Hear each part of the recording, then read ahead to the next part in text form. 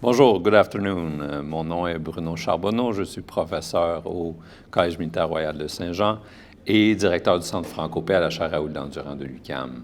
C'est un plaisir de vous accueillir aujourd'hui à notre dernier panel sur la sécurité climatique dans le contexte canadien. Donc, nous parlerons Canada aujourd'hui principalement et de ce que signifie justement pour le Canada la sécurité climatique. Je présenterai donc chacun à leur tour nos conférenciers et conférencières. Nous avons cet après-midi un bon mélange d'universitaires, chercheurs et praticiens professionnels, militaires et civils.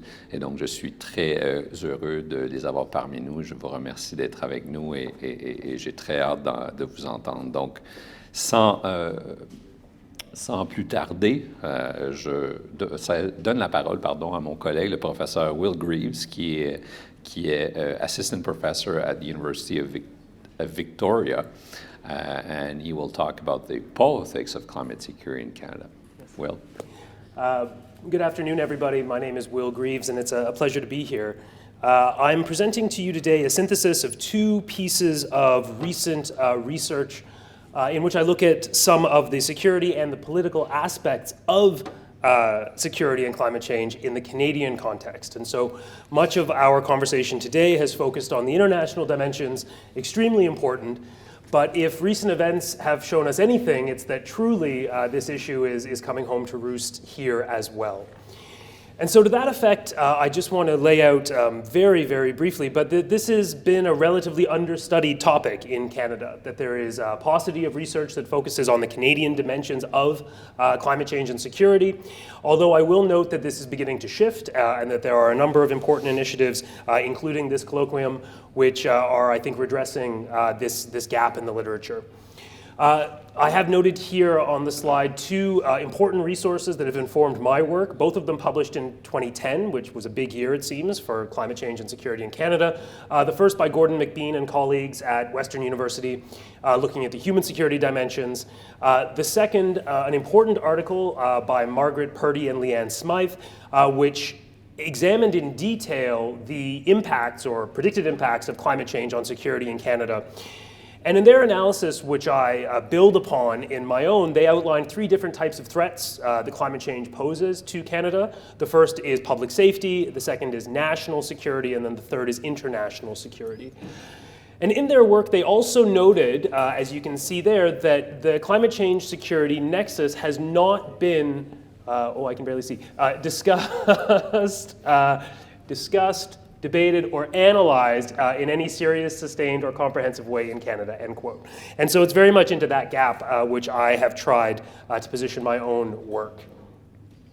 What I'll be presenting today to you very briefly. The first is just a brief overview of an article which I published earlier this year, focusing on precisely this topic, climate change and security in Canada. As you can see, I deviate a little bit from the way in which Purdy and Smythe outline their analysis. Instead of their three different areas of security, I identify five, which might reflect different things, but I think among others it reflects a deepening awareness of the magnitude of the security implications of climate change for this country. So as you can see there, climate change produces threats to human security in Canada. This is, in a nutshell, threats to the fundamental well-being and survival of Canadians. It produces economic threats to Canada. This is direct threats to the national or regional economies in this country as a result of extreme weather events and other climate-related disruptions. But Canada, as a significant oil-producing, fossil fuel-producing country, also faces other types of economic threats related to the broad issue of climate change. And here I would simply note, quite simply, that we face economic threats should the rest of the world actually proceed with the decarbonizing agenda, the greener, cleaner economic future, which we hope is forthcoming. And Canada doesn't get on board with that quickly enough. We risk quite simply enormous economic losses in this country, although very unevenly distributed across the country, from having not only an existing fossil fuel basis to our economy, roughly 10% of GDP, but also from a deepening fossil fuel basis in our economy as a result of ongoing large-scale investments in the fossil fuel sector. A third area of climate-related threats in Canada are Arctic threats. This, of course, pertains to Canada's vast Arctic land area, its vast Arctic marine coastline, and the very specific range of challenges that produces. It's an enormous part of Canada's total area, around 35 to 40% by landmass, but with a tiny fraction of our population. Less than 0.1% of Canadians live in the north. And as many are aware, most northern communities are very small by population and extremely isolated, lacking overland road access, for instance, to other communities, being in effect extremely vulnerable to climate-related disruption, which, as we've already heard today in an earlier presentation, includes permafrost thawing, which is a significant issue in northern Canada, as it is in other circumpolar states.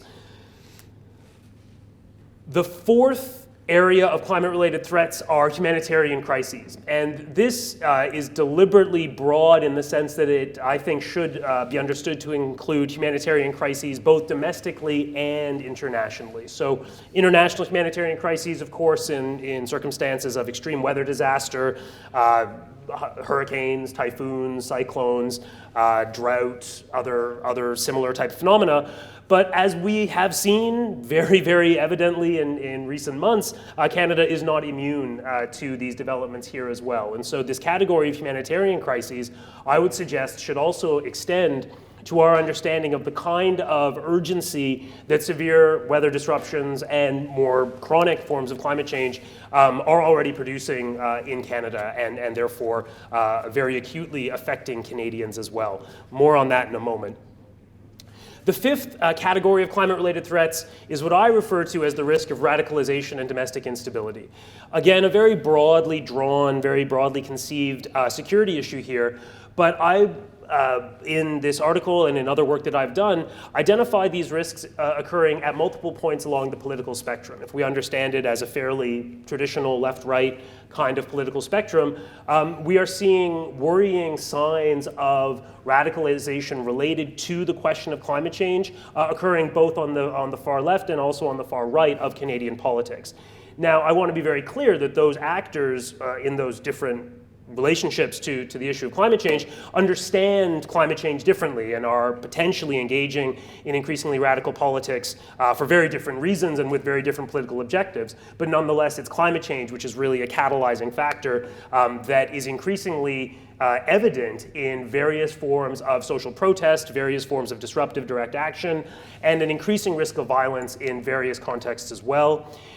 And that given the nature of the Canadian Federation, given the, as is widely understood, decentralized nature of Canadian federalism, given the diverse array of economic interests, but also of social composition and ideological orientations of different regions of the country, I suggest that these kinds of radical politics really do pull at the threads of the national fabric, that they exacerbate existing cleavages within Canada, well-known, well-established, well-studied cleavages within political science, but with potentially worrying consequences, that Canada, which has long lurched from one national unity crisis to another, really does risk having the issue of climate change inflame and aggravate long-standing social and political cleavages in a way that risks the destabilization of our domestic politics and ultimately our constitutional order.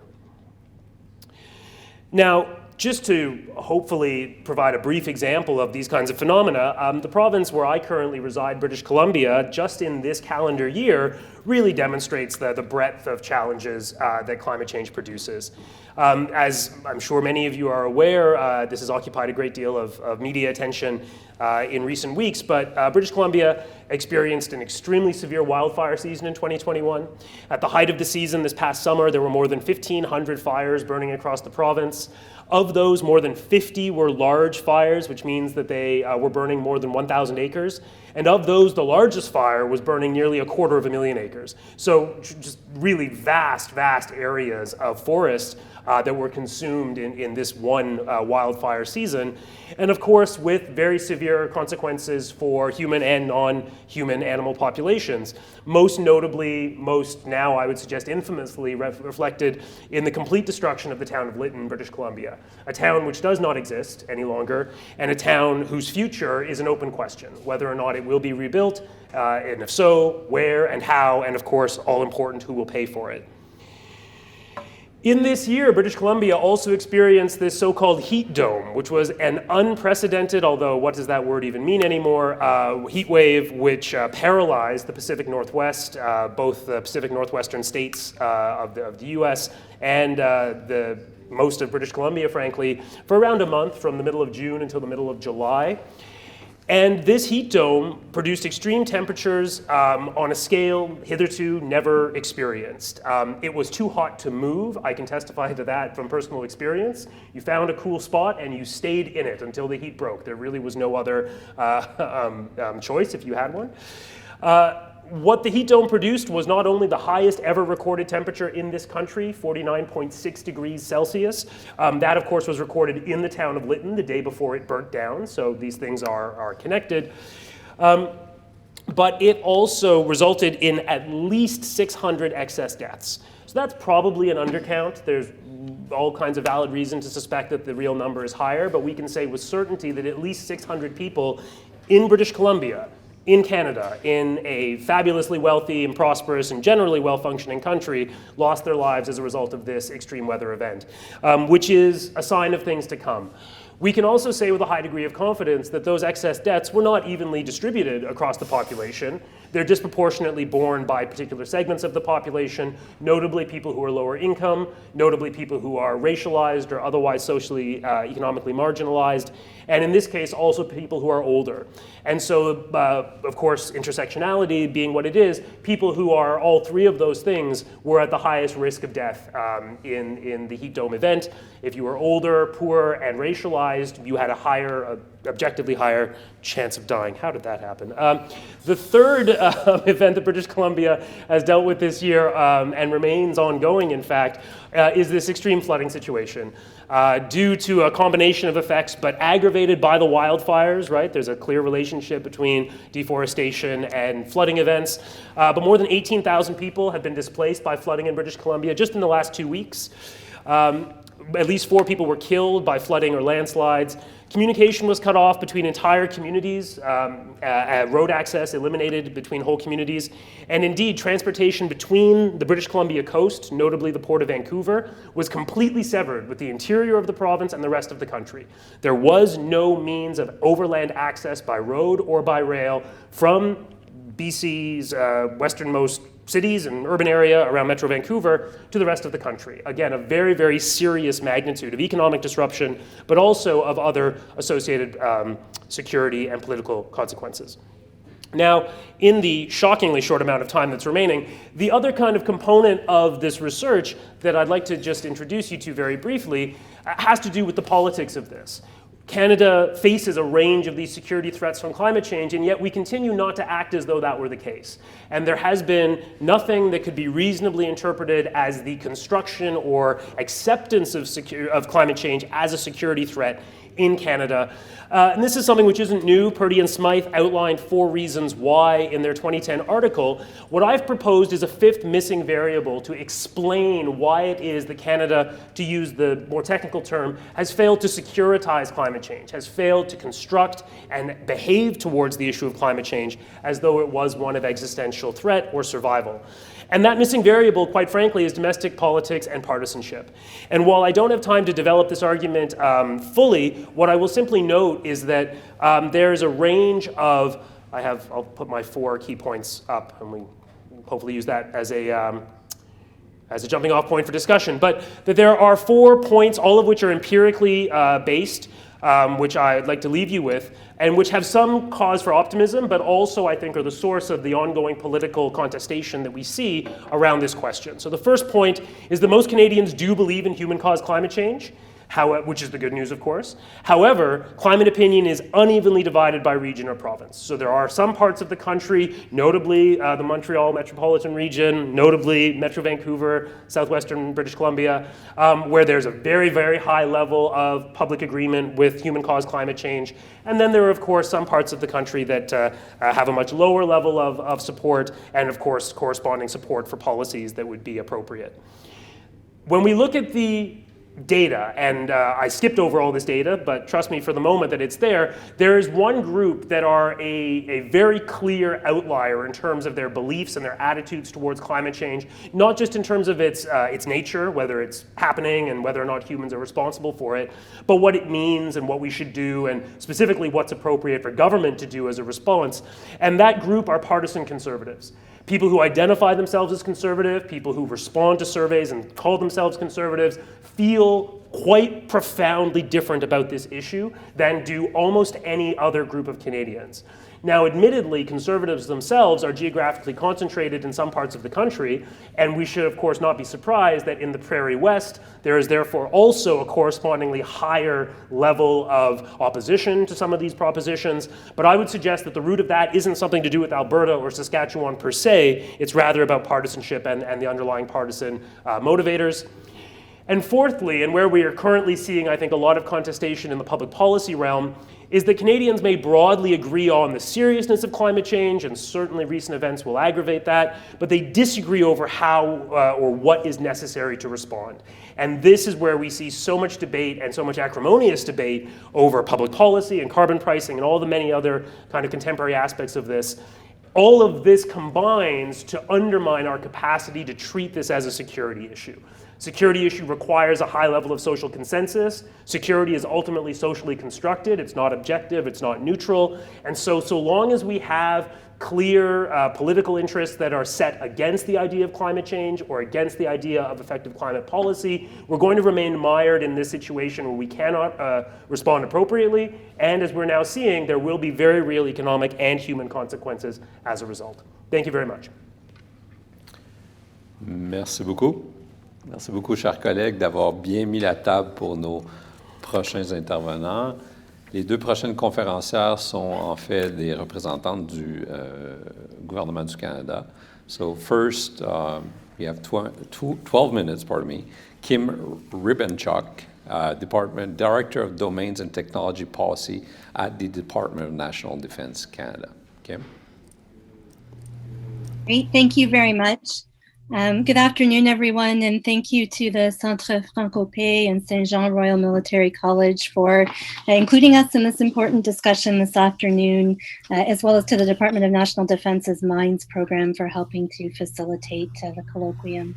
My name is Françoise, said is Kim Ribbenchuk. I'm the Director of Domains and Technology Policy at the Department of National Defense, and I have a team that covers a pretty wide range of policy issues, ranging from cyber and space policy to the Arctic and climate change and security. So I'm hoping today just to share some observations with you, along with my colleague Alison Grant from Global Affairs Canada, regarding the impacts of climate change on Canada's defense and security, as well as our defense and foreign policy responses to address these risks.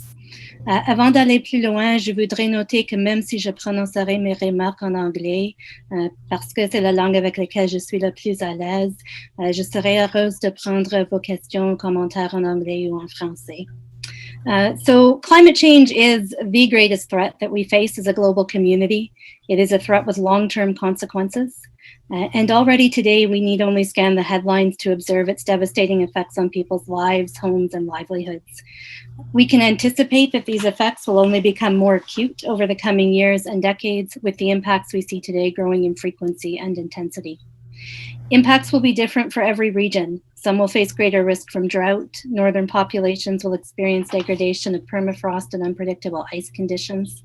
Coastal communities may be confronted with rising sea levels, increased erosion, and more frequent and intense storms. As I speak, and as was just noted, the province of British Columbia is facing devastating impacts of rainstorms and extreme flooding. The direct and indirect consequences of climate change will have marked impacts on the security of Canadians and people around the world. For this reason, like many of our global partners, Canada is working to ensure that climate change is a key consideration of our defense and security thinking and activity, as I'll try to lay out in my remarks. Together with our colleagues throughout government, we are working with our allies and partners internationally to address the shared security challenges posed by climate change. I'll now try and say a few words on the impact of climate change on Canada's security and defense interests and on the Canadian Armed Forces. Canada's defense policy, strong, secure, engaged, recognize the serious and complex security threats posed by climate change.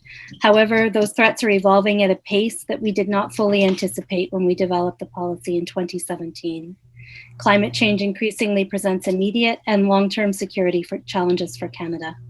This will place added and competing pressures on both the Department of National Defence and the Canadian Armed Forces, who may be called upon by government and Canada at any given time to undertake missions for the protection of Canada and Canadians and to maintain international peace and stability. First, climate change is contributing to higher operational demands on the Canadian Armed Forces. An increase in the frequency and severity of natural disasters and extreme weather events is imposing added demands on our military for humanitarian assistance and disaster relief, both internationally and domestically. CAF deployments to respond to events attributed to climate change have increased in the past decade. So between 1990 and 2010, there were 6 of those deployments. We saw 30 from 2011 to 2020. And in just 1 month of this year, just July of 2021, the CAF deployed on 4 separate domestic operations in response to floods and forest fires. And today there are over 500 CAF personnel out in British Columbia. So extreme weather conditions, including overly cold, hot, humid, and dry environments, also put at risk the health and safety of our deployed personnel, so our folks overseas.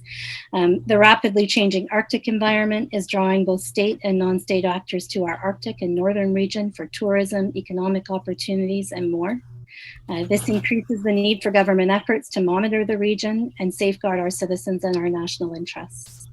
Globally, we see that climate change contributes to vulnerability, instability, and even to conflict. We see that climate change effects can exacerbate national or regional tensions, contribute to human displacement, and increase competition for resources such as food and water. When instability does erupt into conflict or when stabilization is needed, this can obviously lead to greater demands on the Canadian military to deploy abroad. Second, in terms of the Canadian Armed Forces, we are seeing that climate change is affecting critical defense infrastructure and equipment.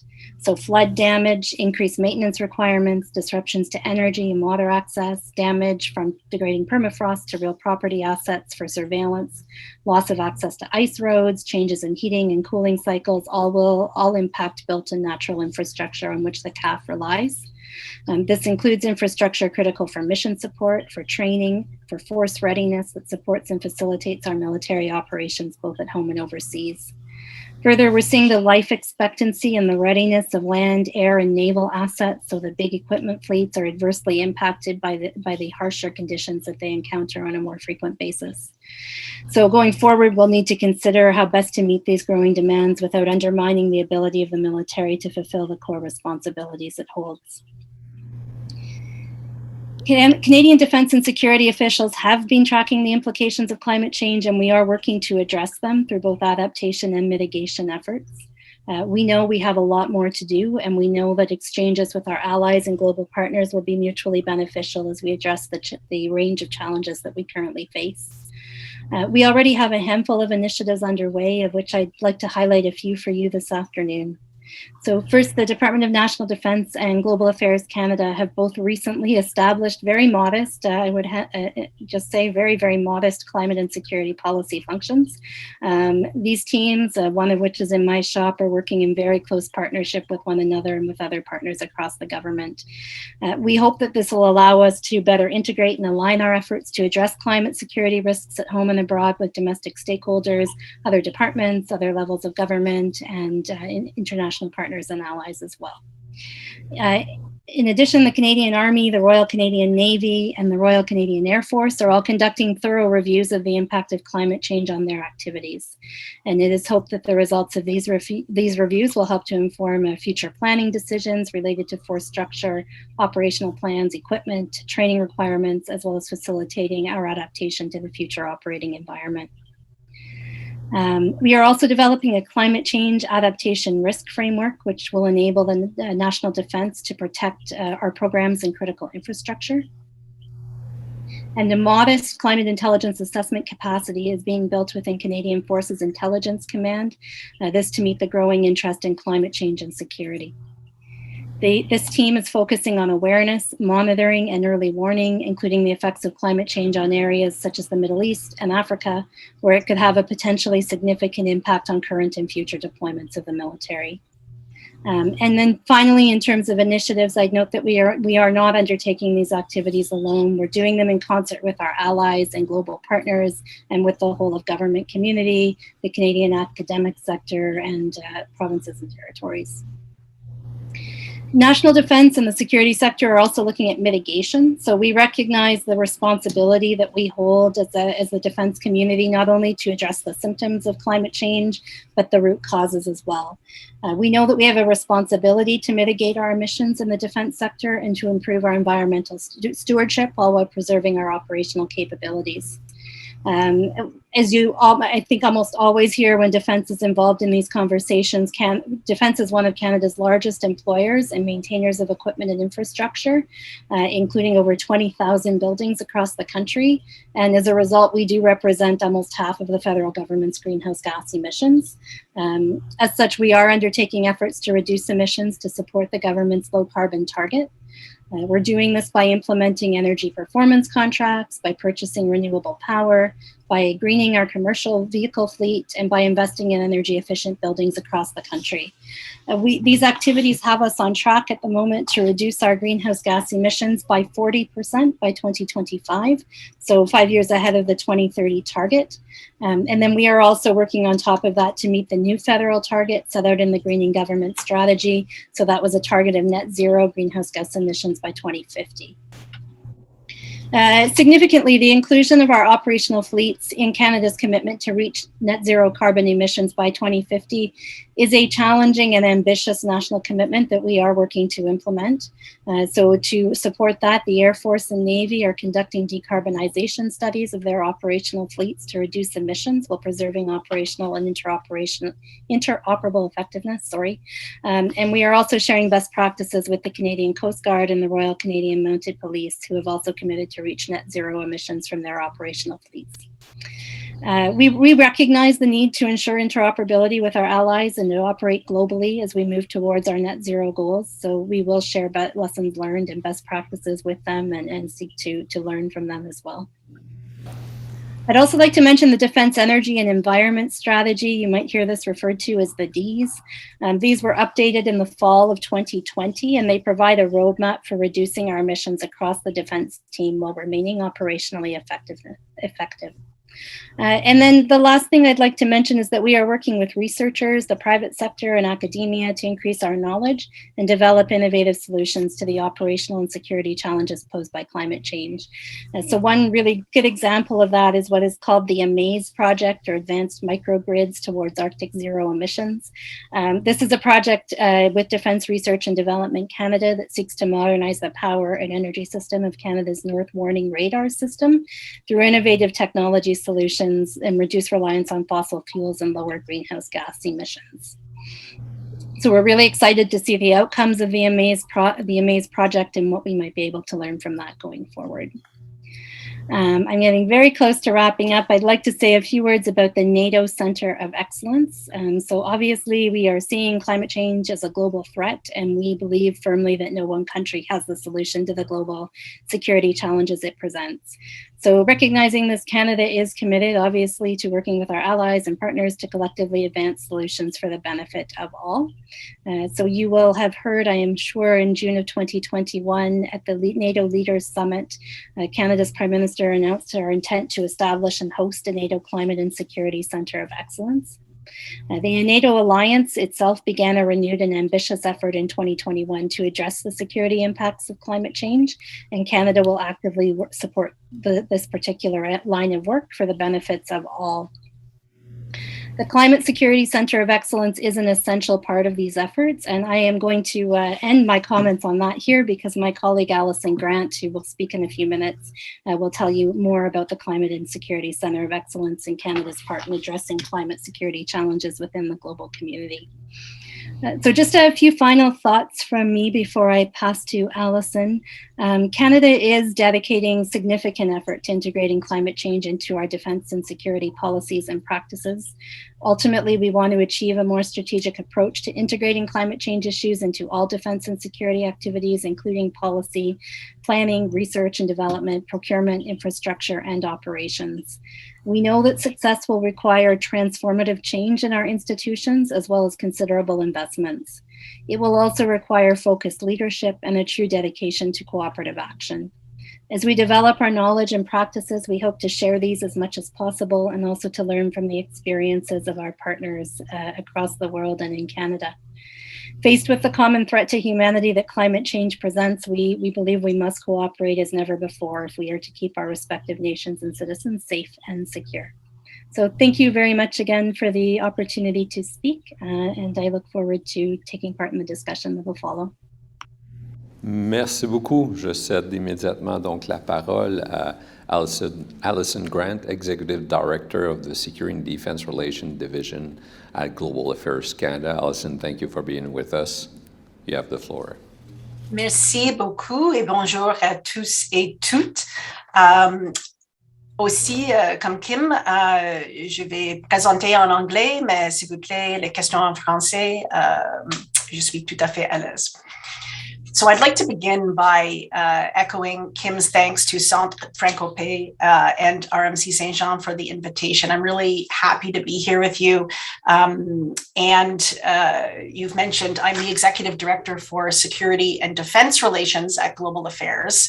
I'm new in my job here. It's been a couple months, and I'm coming from being director for Eastern Europe and Eurasia, so more of a geographic focus, but certainly one that is security focused and one that has a climate context as well. But now I'm heading up a team that is very much responsible at Global Affairs for supporting the linkages between Canada and the rest of the world that are required to protect and advance our security interests. And this means really a focus on alliances, multilateral security arrangements, but also a number of informal bilateral and multilateral mechanisms Canada uses to promote and protect its security interests.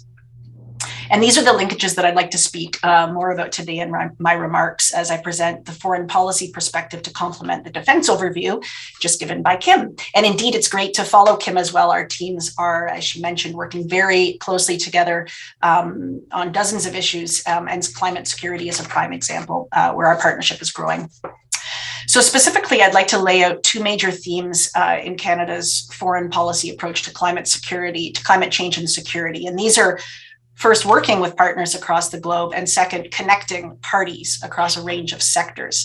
And then finally, I'll explain how we intend to promote this kind of approach through the initiative that Kim mentioned, the NATO Center of Excellence for Climate and Security. Although I can't steal too much thunder there because I know tomorrow you're having a panel that will specifically talk about the center. And in fact, my interim director for the center, Blair Brimmel, who I'm sure is watching the presentation today too, will be leading on that tomorrow.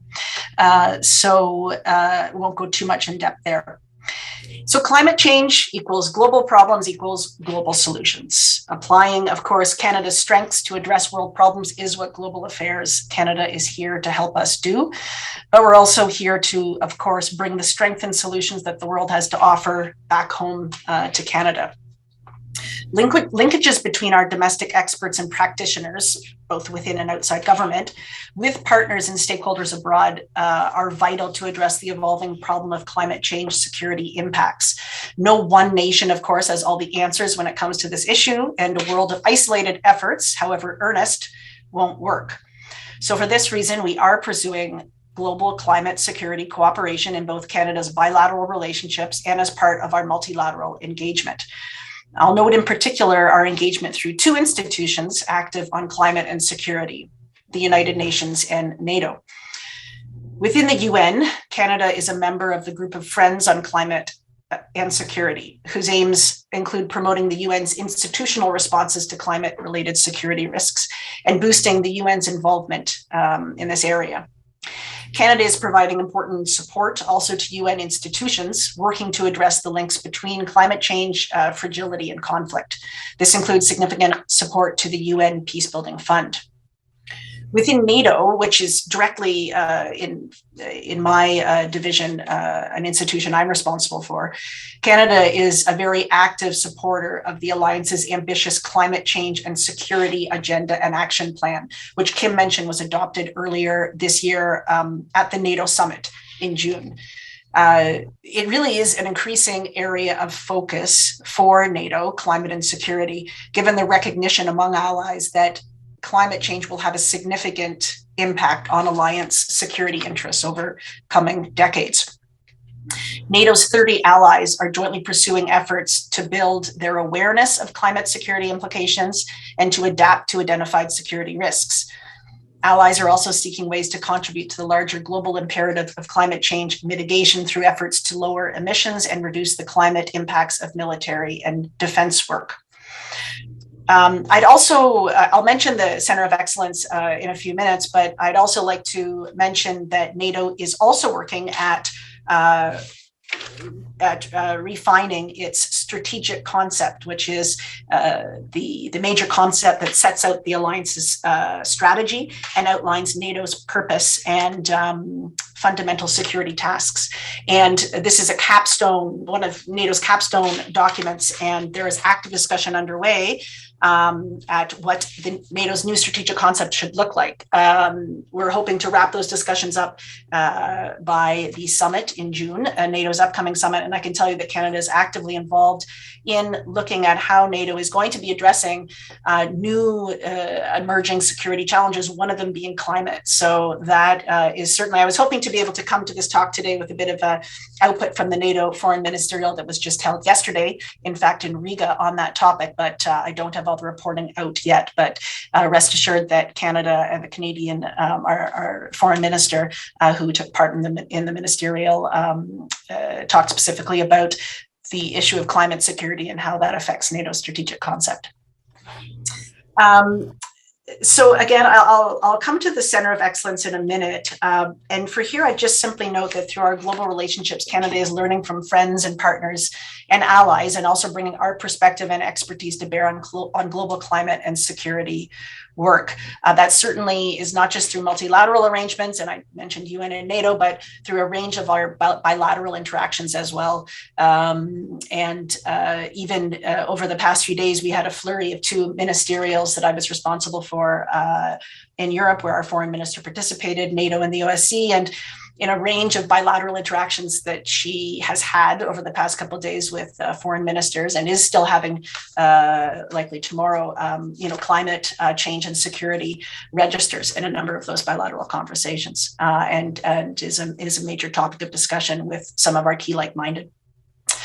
Turning to another type of needed linkage now, I'll explain why we're emphasizing a multi-sectoral response to the climate and security issue. Clearly, the problem of climate change is as complex as it is pervasive.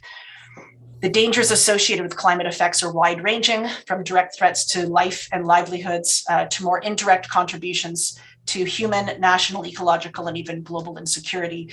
We often hear climate change called a threat multiplier. The risks, of course, vary from region to region, community to community, and even household to household. In our foreign policy approach, we remain conscious that intersecting identity factors, be it gender identity, orientation, age, race, ethnicity, class, disability, can increase the insecurity that individuals or groups may face from climate change effects. The Women, Peace and Security agenda also informs our climate and security approach. We should not forget that women are not only impacted differently by climate change, they're also leaders and agents of change in their communities, working on the front lines of climate change mitigation, response, and recovery to help build resilience. When looking for the solutions to climate security impacts, and in alignment with Canada's feminist foreign policy, we recognize the imperative to both hear and meaningfully include a diversity of men's and women's voices in climate and security decision-making. So clearly, with complex causes and diverse implications, simple or one-dimensional responses to climate and security won't cut it. Actors in the security field, including international security policy officials like myself, need to be prepared to respond to the dire extremes of the climate security spectrum. And this includes national and global scale security threats.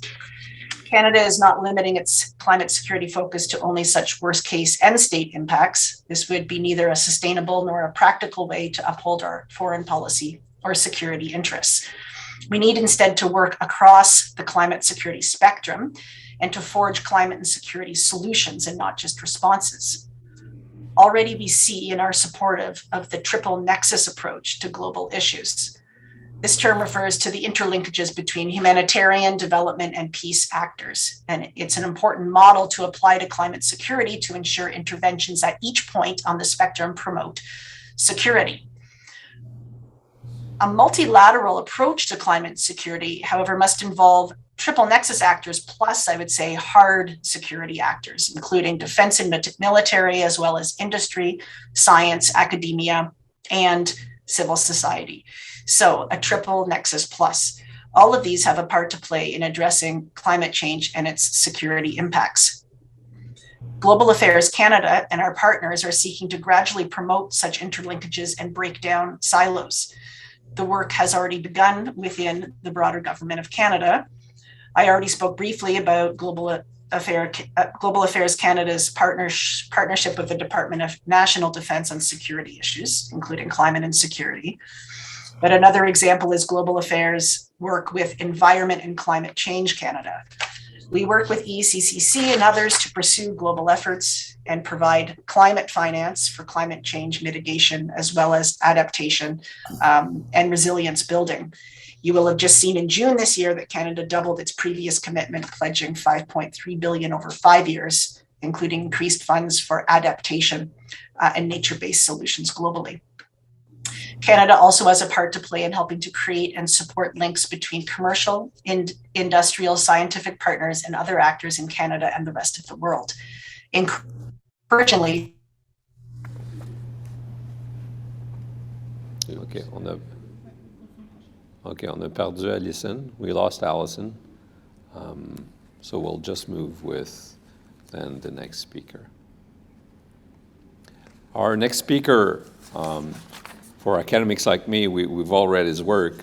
Simon Dalby is professor at the Balsillie, School of International Affairs at Wilfrid Laurier University, and he's also a senior fellow at the Center for International Governance and Innovation. And he'll probably reply to some of the things that have been said so far and talked about whether climate security needs a new paradigm, or we should talk about security from a new or different paradigm. Simon, thank you for being with us. Your turn. Thank you. I'm glad to be with you, but apologies for not making it to Montreal, but between finishing my book manuscript earlier in the week and having to teach this afternoon, it was just not feasible. So what I did yesterday was simply put together a short paper trying to come at this from, yes, a new paradigm perspective. I'm delighted to see that both the Canadian Armed Forces and Defence folks, as well as the Global Affairs, are tackling this from their perspectives comprehensively.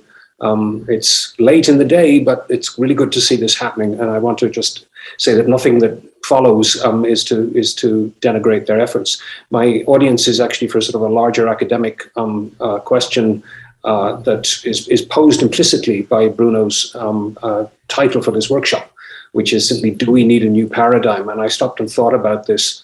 I do actually have a copy of, and I realize you're probably seeing all this backwards, The Structure of Scientific Revolutions, Tom Kuhn's famous book about paradigms, suggesting that,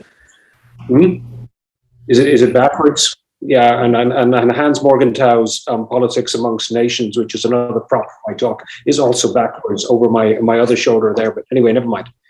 The point about this is to stop and think, well, what is meant in a paradigm, and what paradigms are we operating with in terms of security?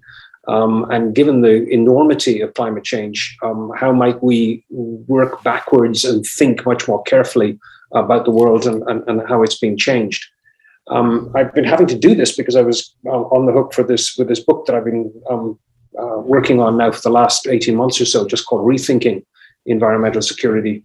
And the manuscript is finally done, but it required me to go back and think a lot harder about, well, how do we actually think about this notion of security?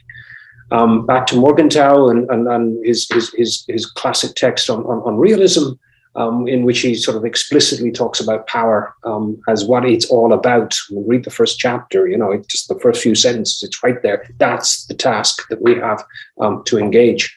And one ends up very quickly thinking in military terms, in terms of firepower, the ability to impose one's will on an opponent using fire in its various dimensions, both propulsion and explosive capabilities, is crucial to the military arts. And as the technologies become ever more sophisticated, that doesn't change much. The crucial argument about this is that the militaries are there to ultimately ensure national security for individual states. But we are now facing a situation where it seems to me that we can draw some parallels from the classic discussions about national security, particularly the emergence of this notion of the security dilemma earlier in the second, or in the post-Second World War period. Because there the argument is from John Hurst in particular. We build up our arms to protect ourselves. We make others insecure because they feel like we are threatening them.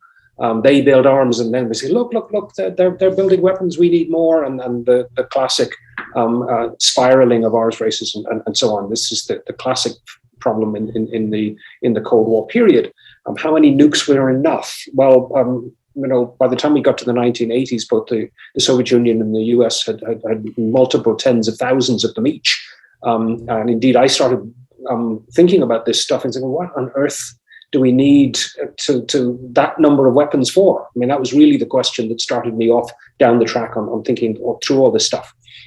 More recently, I've sort of noted that the consequence of using large numbers of those nuclear weapons back in the early 80s really scared me seriously, because as a geographer thinking about ecology, reading the stuff on nuclear winter, it was like, whoa, we actually have the ability to disrupt agricultural systems, to disrupt economic systems in dramatic ways that will really bring civilization to an end should major nuclear war happen. The parallel with our current situation suggests that we are facing, in the medium to long term, unless we act, a similar potential devastating consequences on that scale. If one reads carefully the science on Earth systems, if one reads carefully the reports from the Intergovernmental Panel on Climate Change, particularly the 2018 report on a 1.5 Celsius world, clearly we are on a trajectory for major climate disruptions well beyond anything that we have seen, even in the storms that Will has summarized in the last few weeks in their impact in British Columbia. And the sheer scale of what we face down the road is what worries the climate scientists and people like me that read that stuff. I don't do it, but I do read it. And think about that context. So the large problem that we face is, I would argue, another kind of firepower endangering us. Too many nukes in the Cold War suggested security dilemmas that really did endanger us. Now too much firepower in the other sense of the use of fossil fuels to power everything. Well, 80% of our energy system is based on fossil fuels globally. This is another in danger that is coming back to bite us unless we get a handle on it very quickly. So what I'm actually trying to say here is that we face a new kind of security dilemma. What we are using to secure our mode of life is coming back to bite us with the potential massive disruptions of the climate system in coming decades, unless we get a handle on it and fairly soon. The problem with climate change, of course, is it isn't like most other pollution issues. It's not a matter of turning off the taps and then the problem goes away, because the longer you wait, the more carbon dioxide you end up in the atmosphere and the worse the disruptions down the line are. Dancery's response to a question in this morning, one of this morning's sessions, was sort of saying, well, we're just sort of layering on climate onto existing institutions and thinking in terms of short term. And of course, this is precisely the problem. That it's great for DND and for global affairs obviously you have to do that, and I'm glad to see that there are people in both institutions now doing this. But the more fundamental questions about security go beyond that, in terms of, can we rein in this other form of firepower quickly enough to avert major climate disruptions down the road? And that really is the question that both the dramatic changes in the Arctic and the kind of storm events and heat dome that Will has summarized a few minutes ago are fake. These are simply precursors of the kind of disruptions that are likely to come unless we rapidly stop adding carbon dioxide to the atmosphere. And I think we need to think about the long-term consequences of short-term decisions. And the time problem on this is fundamentally different to most public policy issues, precisely because this builds up and accumulates. And that's one of the real issues with carbon dioxide. So hence, it's logical to argue that really what needs to be done for long-term Canadian security and for everybody else's security is to dramatically reduce carbon dioxide emissions quickly. Net zero, I would just like zero, never mind the net, by 2050. And I think that's what we need to focus on. There's too many fudge factors in a lot of the net stuff, but at least as an interim policy objective, let's do it. But recognize that we're going to have to drop the net bit down the road as we get a bit closer to getting serious about zero.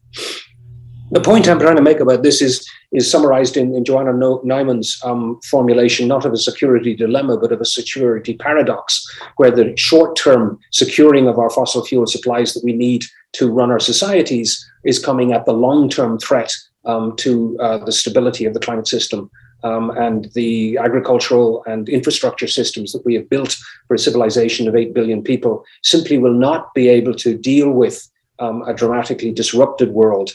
And if we keep putting carbon dioxide into the atmosphere, an increasingly rapidly disrupted world, the further we get into the future.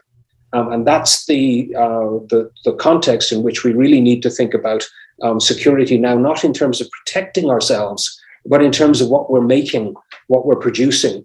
Because the Earth system science literature is very clear on the fact that we have a new element loose in the Earth system, the so-called technosphere, which is dramatically changing how the Earth system functions. And how we shape that technosphere, in other words, what we make and how we make it, is absolutely crucial to the long-term survival of something that looks like a contemporary civilization. And I think we need to be very clear about the fact that this production problem is the major issue for long-term security. It's not something that Global Affairs or Department of Defense can actually get a handle on directly, to which the normal response is, yeah, but Dalby, look, that's not security, that's production, or it's development, or it's something else. But unless we get a handle on that, then the security consequences are likely to get worse and worse. Which cycles back to an old argument from 2007, when British thinkers were tackling this. And Nick Mabey wrote a paper for the White House, for Woosey's Whitehall paper series, in which he posed the question, who in modern societies has the responsibility for thinking about long-term existential threats to contemporary states? Big pause. Well, who does? And his argument was that, in fact, the security sector and the intelligence agencies in particular had an alert and warning function, which they needed to bring clearly into the center of government decision making, because clearly there is a major existential threat if we don't get a handle on this. And the urgency of getting a handle on climate change, of course, is that events now have consequences decades in the future. What I've been trying to grapple with in this little paper that I sent around is, can we think then about security explicitly in a world after firepower, where we are not burning stuff to live well, where we focus explicitly on the fact that trying to dominate using fire in both its military and its wider combustion uses. Can we focus in on this as the key geophysical process that we have to grapple with? This is perhaps too abstract for most policymakers, because that's not how we think about the world. But, well, I'm an academic, and thinking about the world and the long-term future is the kind of stuff I do. And what I've been trying to grapple with is the appropriate metaphors to try and grapple with both the seriousness, but also the very immediate necessity of thinking about how it is that we constrain firepower. In the Cold War, of course, we did that because we began to realize that, wait a minute, these proliferating nukes are simply too dangerous. And we went to various arm control mechanisms to try and get a handle on it. This is what the COP process, Glasgow, the latest one based on Paris, is trying to do. But the urgency of moving on this is a bit different from the arms control issue, insofar as the longer we wait, the worse it gets in terms of the amount of carbon dioxide in the Earth's system. So, banning coal, as some of my colleagues have suggested, really needs to be done urgently, is a different way of trying to get a handle on this. And it's analogous to arms control insofar as you don't make weapons that are just too lethal or too dangerous or can't be controlled. The analogy seems to me to work well in the security sector. My final point is simply that we also need to recognize, and again, this is something that is standard in security studies, the crucial dangers, of course, in terms of thinking about foreign affairs and international security is, well, how do others see us? Ethnocentrism plagues security studies more so than perhaps many fields. But in terms of the Canadian role on this, we are the worst emission producers. We've got the worst record in the G7. According to some people's numbers, we're probably not as bad as the Australians, but they're not in the G7. The point here being that for all our talk about climate, we have not been reducing emissions.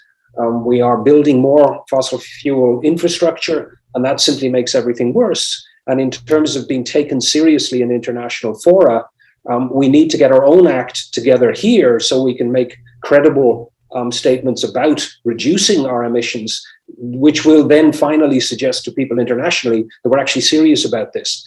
Because if we wish to be taken seriously, we do need to get our huge, relatively speaking, emissions per capita under control. That is outside the normal agenda of defense and global affairs mandates, and I understand that. But somehow the Canadian institutional frameworks that we operate in have to grapple with this, and we have to think about the next economy, how we actually reduce the vulnerabilities of our existing infrastructure while simultaneously building an economy that does not rely on fossil fuels. And that sort of production question, development question, yes, it's a triple nexus, I think, very clearly, Alison. And I think we need to push that debate much further into the Canadian political conversation. To Will's point about the partisan difficulties with this, my colleagues Jatin Nathwani and Gerald have recently suggested we need there was a Royal Commission kind of thing on this. In my own CG paper earlier this year, we were actually suggesting a parliamentary process to debate this, to try to get this out of the partisan dimensions of all of this. Because in my final point is simply to Will's point, my standard comment is there's nothing remotely conservative about assuming you can burn your way to perpetual prosperity. It's going to undermine precisely what conservatives value most, the continuity of traditional institutions, family life, and so on. Because that is what is in stake in this climate change. Securing that should be at the heart of what most conservatives are about, but we've got ourselves ideologically twisted into knots on this one. And a larger Canadian conversation about this seems to me to be crucial beyond the mandates of both the government institutions that are doing their bit here. And how we do that as Canadians, as academics, seems to me to be an absolutely crucial part of this conversation, which has to get beyond the technical definitions. And I'm hoping that some of those metaphors I'm playing with might engage security scholars at least to try to extend that discussion beyond the formats that we have been doing, which are, as Janice said earlier, sort of layering on and short term. That's me for my presentation. Thanks for listening. Thank you very much, Simon. Very interesting talk. We have Alison back. So maybe, Alison, In a minute, could you conclude what you were? I know, I'm so sorry. What a horrible time to cut out. And anyways, so I'd really a minute on the NATO Center then, because I know that is quite of interest and you will get a chance to talk about it tomorrow. But the big news is that we have now presented our official offer on the NATO Center of Excellence on Climate and Security that follows up on the Prime Minister's announcement last year. So we've submitted it to NATO and presented it at NATO's Military Committee, in fact, earlier this week, which is an exciting step. And really what it means is we've kickstarted the Center of Excellence establishment process now. And it is Global Affairs and the Department of National Defense that are leading that process. There's a lot of interest in the center. The specifics of its design and its focus and its mandate are going to be worked out with our allies over the coming months, but informed also by other stakeholders. So I'm hoping for good and robust consultations as we now have kicked off this formal establishment process. And as much as possible, too, people ask, well, is this, is the point of the NATO Center of Excellence to be for NATO, for allies only? Obviously, that is, it is a NATO organization and will be a NATO international military organization that's under the command and control of NATO allies. But as much as possible, we would and we do want it to be one that is working with the global community and has very significant outreach globally. So in terms of how it's, how it will be structured, Canada will be the framework nation, obviously, of the Center for Excellence, meaning we're the host. We will chair the steering board, have the director position likely, but there'll be a number of NATO allies that will come in as sponsoring nations. There are a number of NATO allies that are really involved in climate security, and we're hoping to, we know there'll be a high level of interest, and we're hoping to bring them in.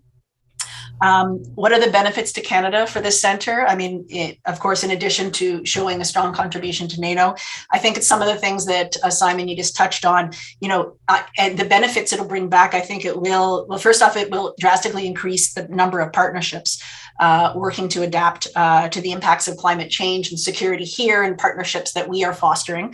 It'll also provide allies and Canada a central location to pool knowledge and develop preparedness and responses to the security impacts of climate change.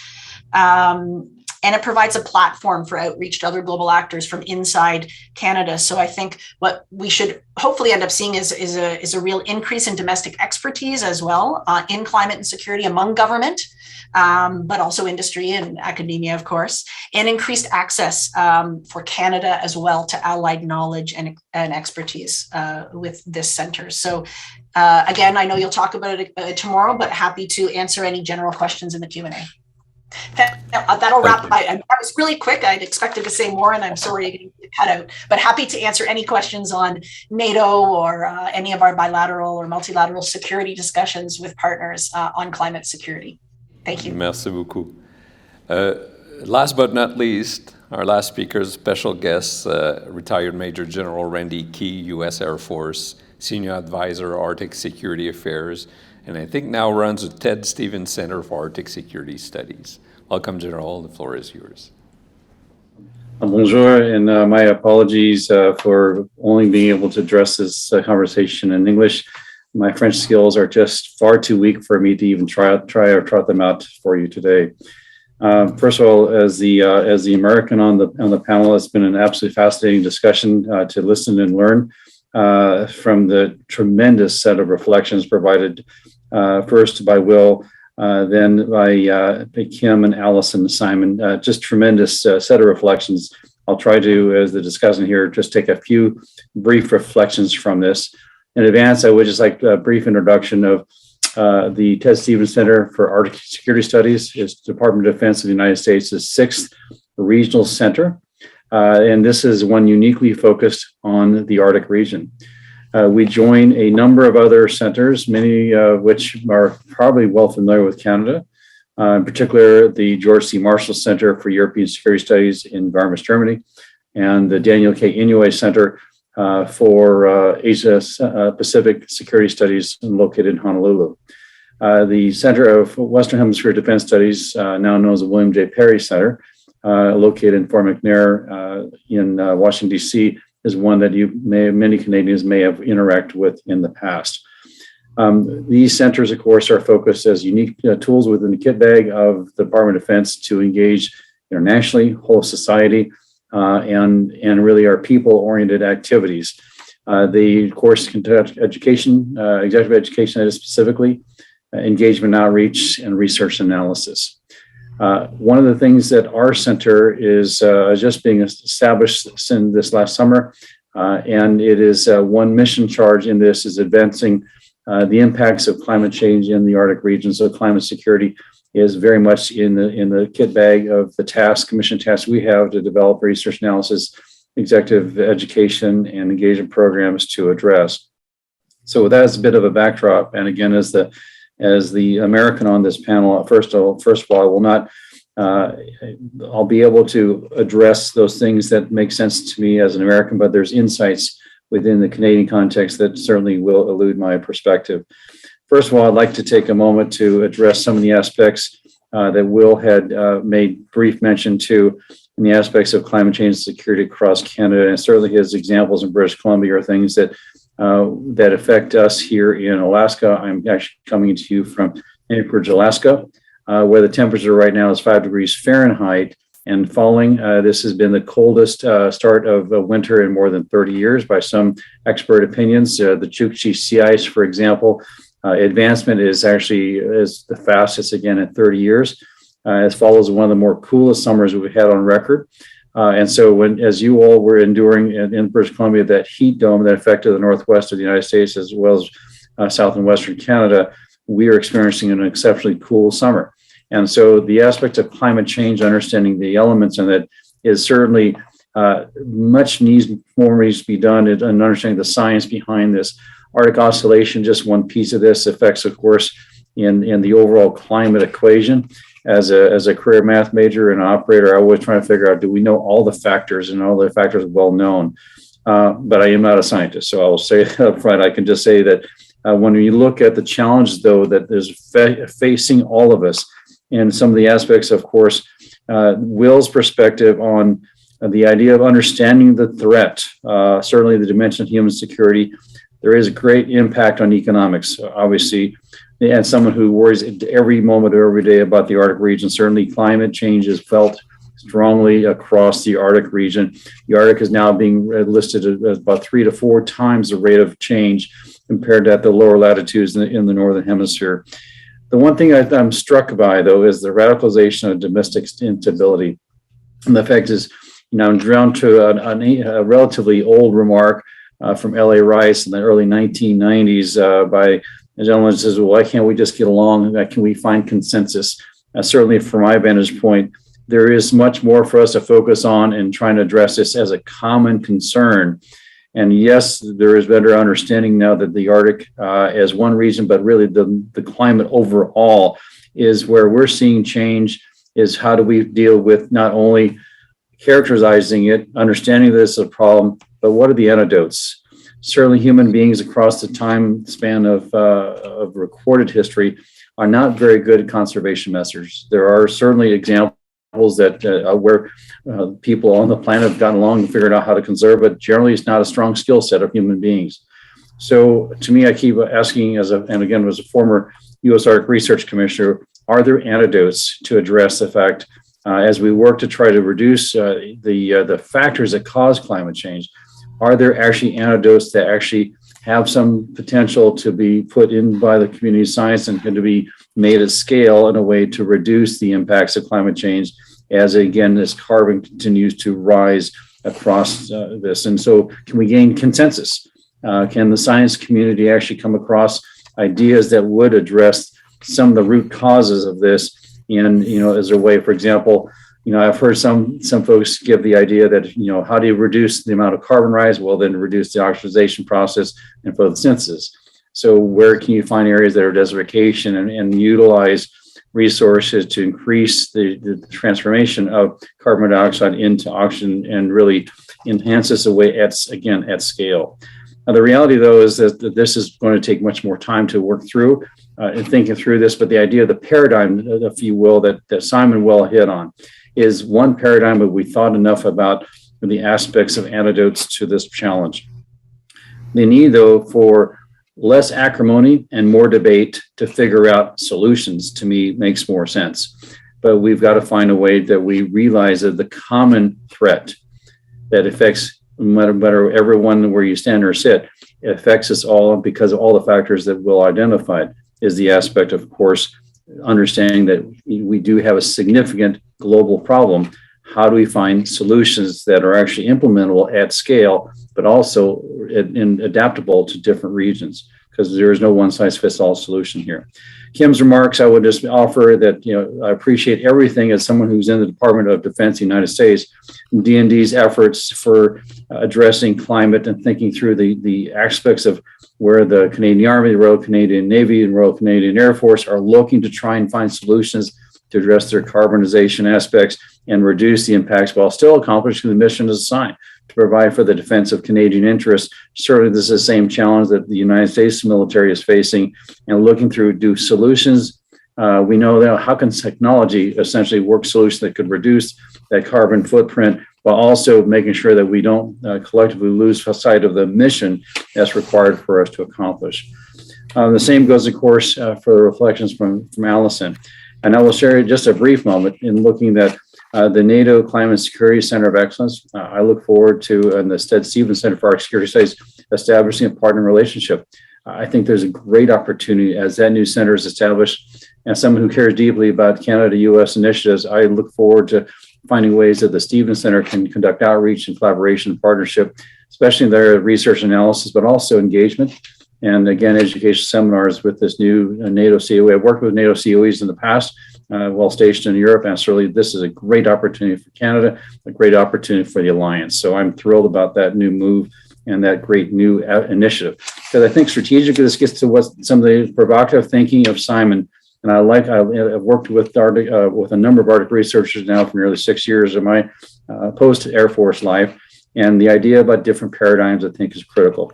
How do we avoid echo chambers? How do we remain agile? How do we remain relevant? How do we follow the data wherever the data goes? And how do we remain agilely understanding as data changes?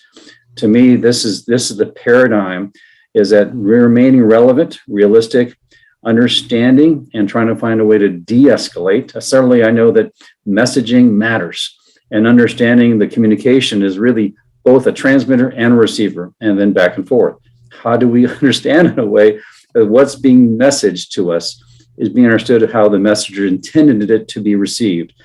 And this aspect about firepower, I love the Cold War example. We did find a way to constrain. And ultimately, we find a way to constrain in this new paradigm. We can't burn our way to prosperity. I love that perspective. I think is really important for us to think through, though. Not only is it about conservation, and based on the weakness of human beings, how do we find antidotes that actually do address the problem?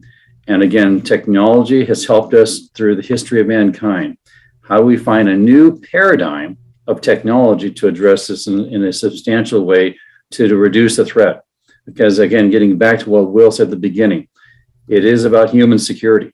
And human security, and when you look at the terms of 8 billion people, certainly 8 billion people simply are going to produce more CO2. How do we find ways to, there may be possibility to get to zero, but certainly technology is the principal driver in finding ways to reduce the threat for economies, for overall traditional security, and also reducing the chance of humanitarian crisis that could really stop the forward progress of mankind. So, Bruno, I would respectfully give the floor to you. Those are my very brief set of reflections. I congratulate the distinguished speakers, and it's a privilege to join you on this stage, coming to you from Anchorage, Alaska. Thank you again. Merci beaucoup. Merci beaucoup. Thank you very much, General. So we have just over 15 minutes for question period. So while people figure out what they want to ask, maybe have a brief or a general question for the panel. Throughout the day, during the panel, throughout the day, and Simon put it in a particular way as well, there are different understandings of what security is, human security, hardcore security, so on and so forth. another way of asking the question, perhaps I would put to the panel, is whose responsibility it is it, or should it be, to do climate security?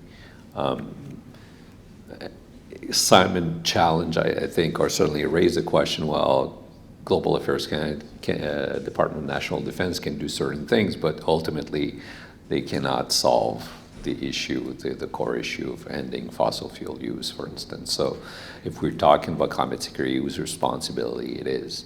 So I'm throwing this out there. If you want to try to answer that one, it's kind of obviously an open question, but I see that here in the room we have at least Christian who wants to ask a question. Christian, vas-y.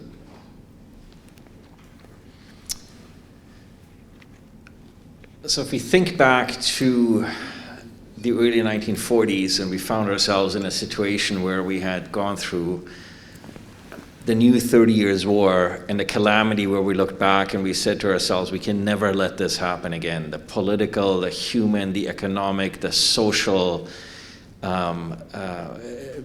disruption, harm caused. And we developed a strategy for post-war world that Canada, the United States, and some key European allies came together with the Atlantic Charter and generated, I think, a second half of the 20th century, beginning of the 21st century, that in some ways made us an amazingly stable society, made North America the most prosperous, harmonious continent the world had ever known, by deciding that we're going to work together and that the threats of the world came from elsewhere. And a vision that constituted not just a set of values, but the institutions that allowed us to operationalize those. And so we've heard a lot, and I think on this panel, about what needs to be done. But I think, what does the strategy look like? What does the strategy for climate security look like that can replicate what we did in the early 1940s, looking back and saying we can never let this happen again, where we can now look forward and we can say together, this cannot happen, because none of us want to live in the world that Simon here and in other writings and others sort of have laid out for us. And what I haven't heard yet is, what does the strategy look like? There's all sorts of stuff that we can do. We can get together and we can throw our resources together and stuff, but what's the strategy? Where do we want to go, and how are we going to get there? And how can the COE, how can the binational and bilateral relationship with the United States, and how can the multilateral relationship with NATO help us get there? Merci. Maybe I just didn't listen well enough. We will. You want to go first, please?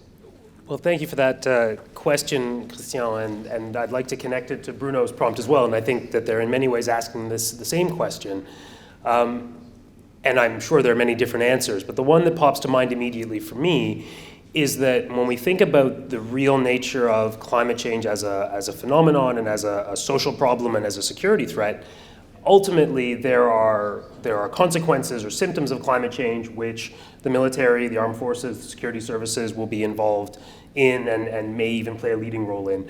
But the idea that those particular agencies can solve the problem completely misunderstands the problem. They cannot, and we shouldn't expect them to. It completely outstrips their functions, their training, their capabilities in every respect.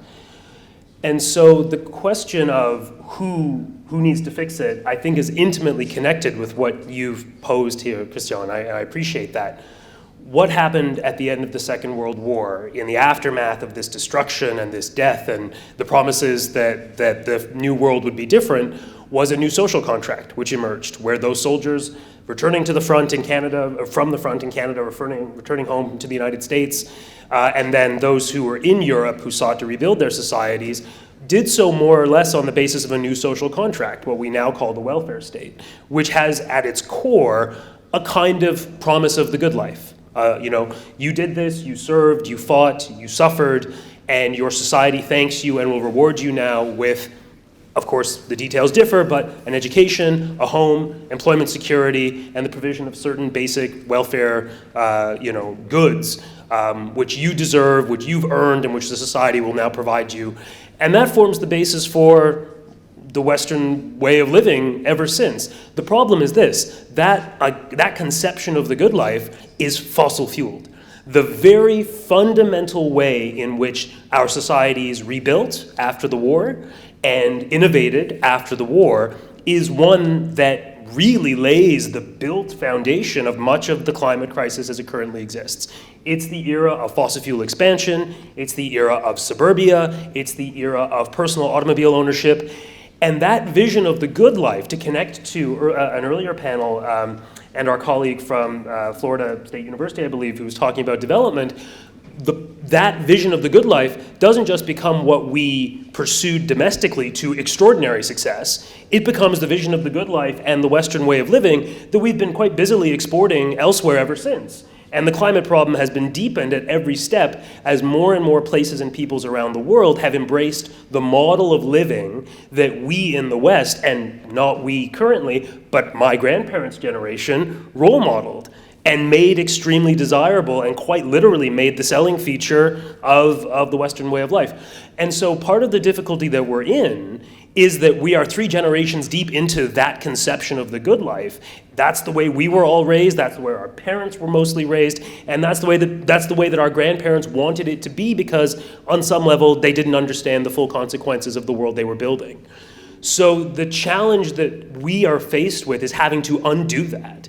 Is to understand what of that, of course, must be kept, what of that is important to how we are and who we want to be, but also understanding fully now the very, very harmful, the deleterious consequences of that vision of the good life, and it must be undone. It must be undone in our own societies. That's what decarbonization means, in my interpretation.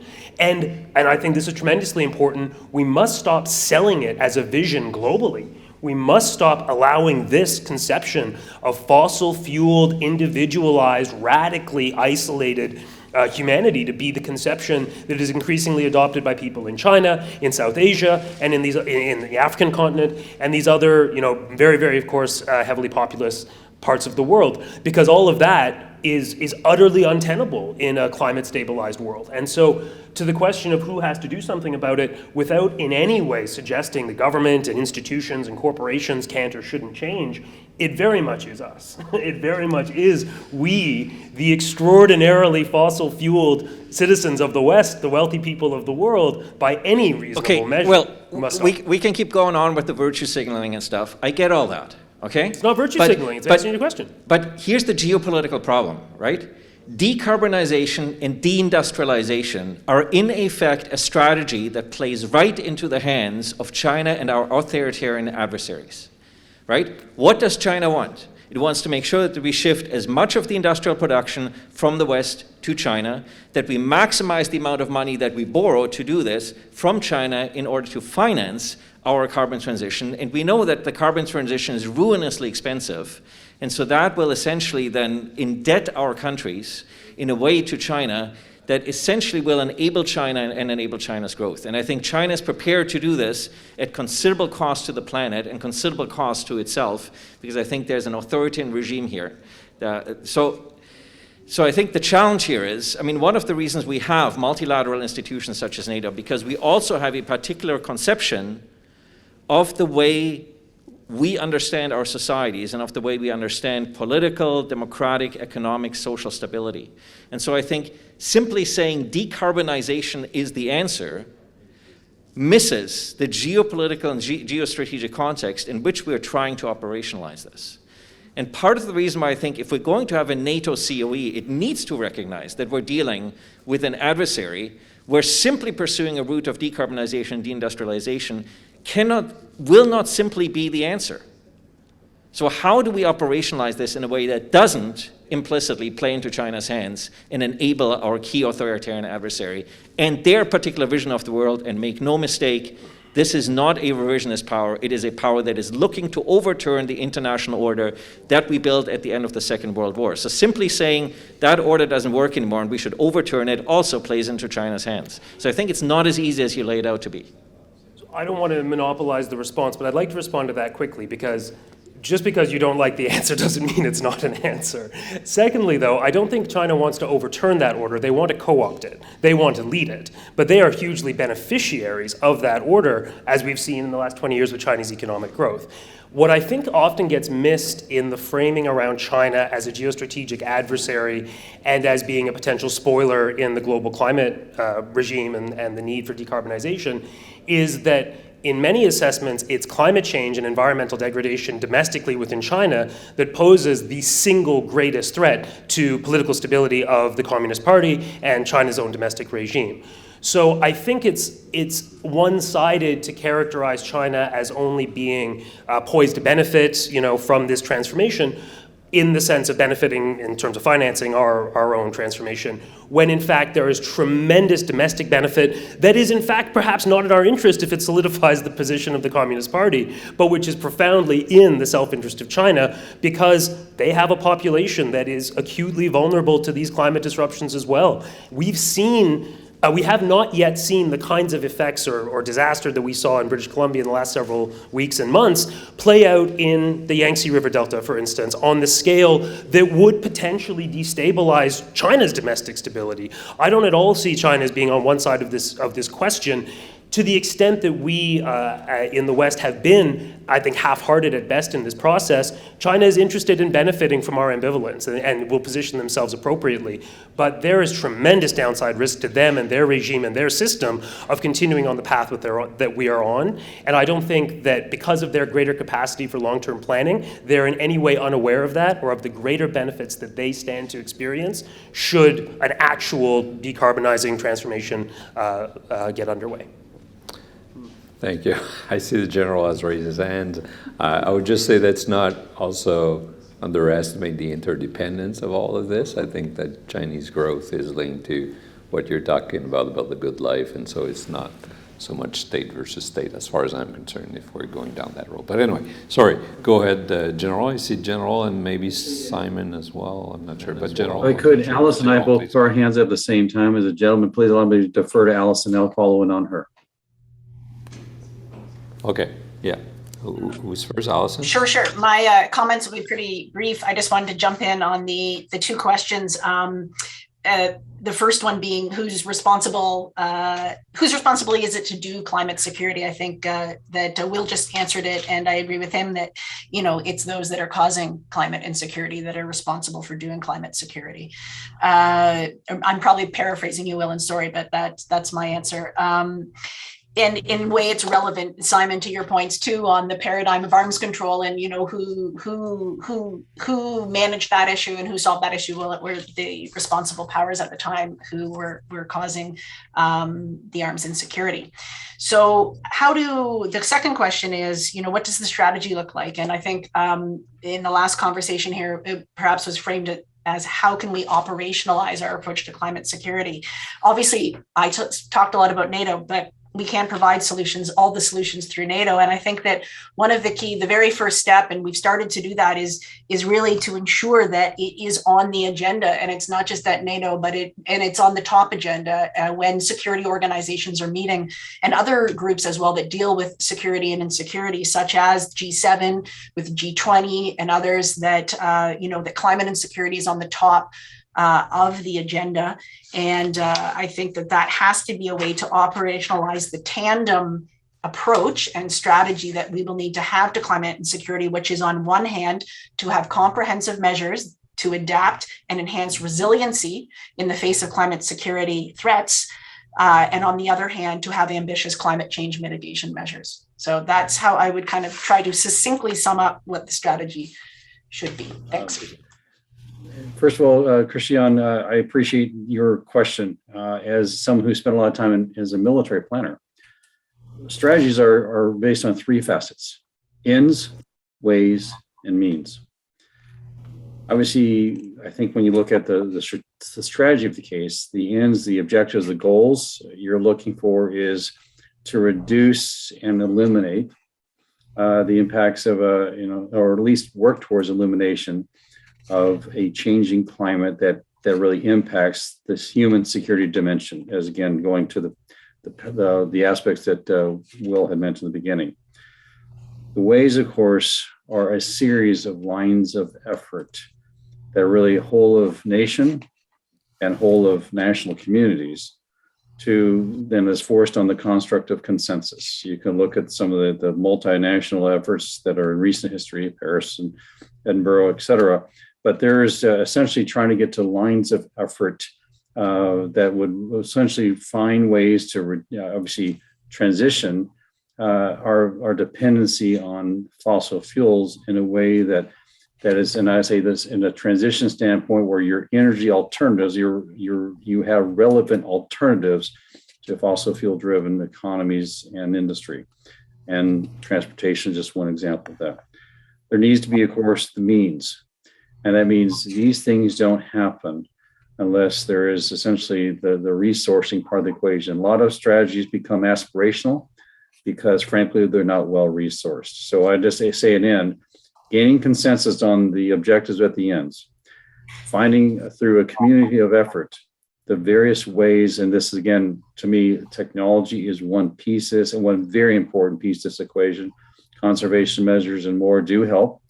And I do think that the combination of technologies and conservation measures do matter.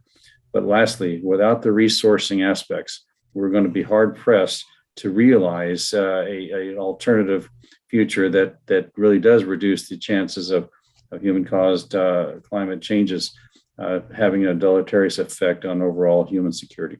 Back to you, Bruno. Thank you. Thank you, General. And for last words, I think I am seeing Simon's hands up. So maybe in a minute, please. Yeah. Just a couple of comments on this. First of all, the crucial point is that much of the Cold War was about protecting ourselves from external threats. The point about the emissions and greenhouse gas implications of the kind of lifestyle that Will was discussing is that we are the problem. The climate problem is us. It's not an external threat. And this is why conventional security has so much difficulty, because it presupposes a given entity which is protected from some external difficulty. But the difficulty is that the internal entity is the prime mover on causing climate change, and hence has to be the place where the solution starts. And I think that basic philosophical problem is at the heart of much of what the cultural politics of climate is all about. It's difficult, but it just simply has to be grappled with. As to the question of the price of decarbonization, I mean, I think Nicholas Stern was quite right 15 years ago, and when he made the simple argument is the cost of not doing it are going to be a whole lot worse than the cost of actually tackling it. And I don't think the math on the economics of any of that has changed. There's a huge infrastructure deficit made a whole lot worse in British Columbia in the last few weeks that needs addressing, and addressing it in ways that does not lock in future fossil fuel consumption has to be a key design criteria. And across the United States, there's a big debate these days about infrastructure and how to invest in it. And that simply needs to be done. And I think that goes to the sort of the changing ideological circumstances of our times, wherein it's becoming clear, at least to the younger generation, in some parts of the younger generation, that the political economy that we're living in at the moment, which is not providing them with reliable futures, simply has to be changed. And I think to Will's point about the welfare state in the 1940s, we clearly need a new social contract now, which makes it clear that we do actually take the needs of youthful folks seriously in how we replan our investments in the next few years, because that, in terms of building back after the pandemic, has to build back in a way that doesn't lock in long-term fossil fuel consumption. Because if we don't get this right in the next little while, then we are dooming future generations to an increasingly disrupted and difficult world. Thank you very much, Simon. So that concludes this panel and our day.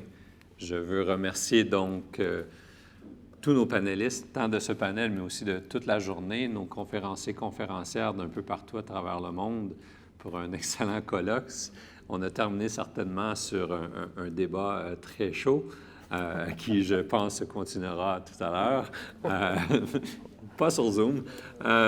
Donc, je remercie tout le monde aussi qui a été avec nous. Comme nous avons dit dès le début, le tout sera disponible, je ne sais pas, dans une semaine ou deux, quelque chose comme ça, sur la chaîne YouTube, notamment de la chaire Raoul Dandurand.